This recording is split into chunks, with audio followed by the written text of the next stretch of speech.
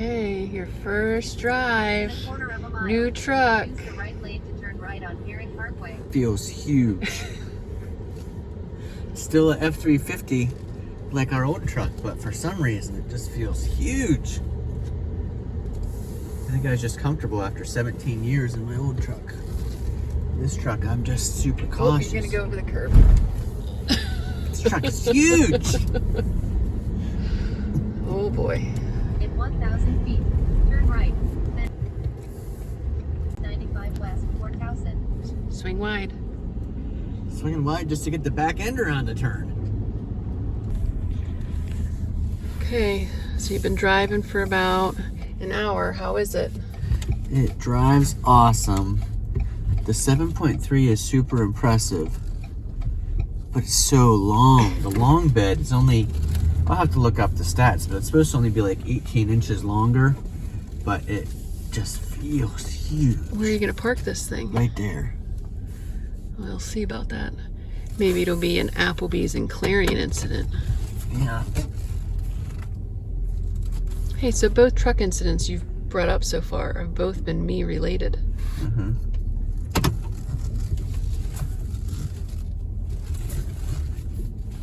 This thing's a beast.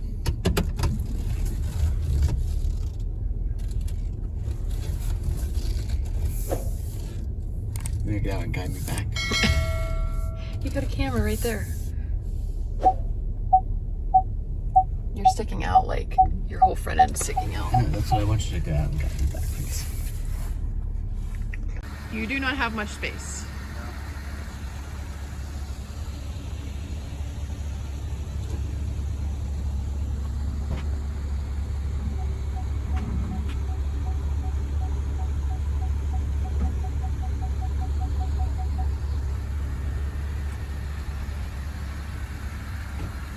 That's it, huh? I mean, you could put the back end over the side. You do want to do that? Okay, hang on a second. I don't know this truck yet. I don't want you to hit anything.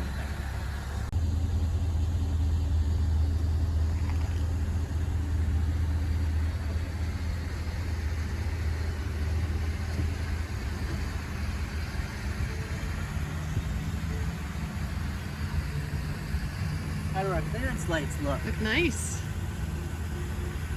Pretty sharp looking. Really sharp looking, Chad. So how long was that shopping experience at the dealership? We left the house early this morning at what, 8:30? No, it was about 9. About 9, and it's currently 8:45. So 12 hours so far, and we still have 5 hours to go home. Yeah, but we got to the dealership at 3. Got the dealership at 3. Spent a long time there. It took longer than I think it should have. We were pretty quick on making a decision. We did. Well, I don't know if we were pretty quick on making a decision.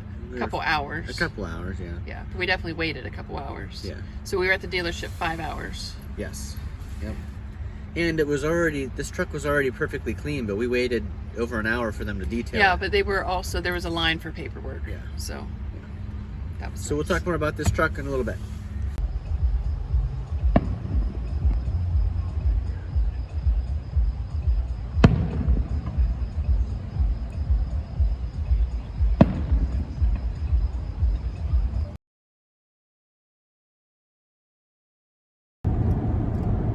Okay, you've been driving the new truck now for a few hours last night and today. What's your initial thoughts? Yeah, so this is kind of just an initial impression. Just kind of almost just riffing here, talking about what we think.